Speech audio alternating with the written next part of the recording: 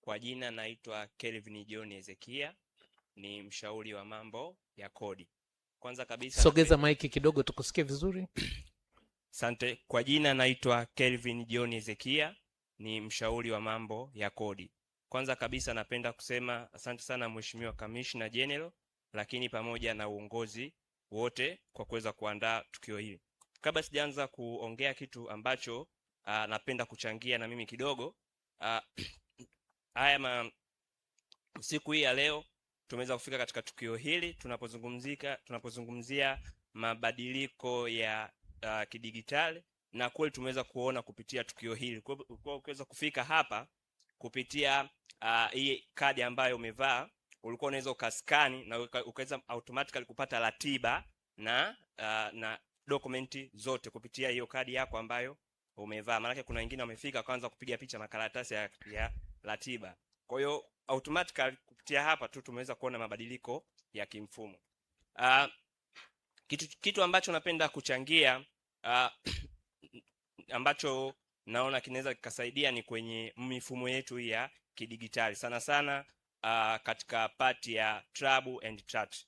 Kwa hiyo tumeweza kuona mfumo wa IDRAS umeboreshwa, upo vizuri, lakini itakuwa ni bora zaidi kama wataweza kuunganisha mfumo wa IDRAS pamoja na taarifa ambazo zitakuwa zinakwenda trouble kwenda chart, kutoka TRA kwenda trouble au chart. Kwa hiyo itaboresha documentary ambazo zinabidi zipitie kutoka kwa mteja moja kwa moja kuweza kufika kule, au zile ambazo zinatumwa kutoka trouble ambazo zinabidi zipelekwe kwa TRA. Kwa kupitia ule mfumo moja kwa moja zitakuwa zinaweza kuonyesha ule mtiririko mzuri, kwa sababu party inaanzia kama ni objection taratibu. Kwa hiyo hayo ni maboresho ambayo nahisi yataweza kusaidia. Lakini kipengele kingine ni kwenye tunapozungumzia mabadiliko ya kisheria na mifumo mbalimbali ambayo tunaweza kuzungumzia.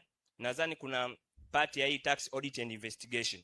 Tumeweza kuona mfumo wa IDRAS una part nyingi ndio, lakini nadhani wakiweka kipati cha tax audit and investigation kwenye mfumo kitapendeza vizuri, kwamba mteja atapata taarifa kama ile notice of requirement anapata kwenye mfumo. Kwa hiyo moja kwa moja nadhani waweke iko kipati cha tax audit investigation kuliko kutumiana tena mabarua yale. Kwa hiyo moja kwa moja ile part inakuwa kama kutakuwa kuna barua ambazo zinabidi ziletwe, mteja atapelekwa moja kwa moja kwenye hiyo part. Lakini kitu kingine cha mwisho nadhani ambacho kinaweza kikasaidia serikali yetu ni kwenye upande wa is unfiled return. Nadhani mamlaka na uongozi mzima waweze kuweka kama kitu ambacho kitamkumbusha mlipa kodi kama reminder ya siku 3. Inakuwa inatuma automatically kwenye simu yake au kwenye taarifa zake kwamba bwana hujafile return, siku 3 zimebaki au siku 2 zimebaki. Kwa hiyo moja kwa moja nadhani itakuwa automatically inaenda moja kwa moja. Kwa hiyo mteja mama bila zinatumwa hata 5. Nadhani itapendeza vizuri.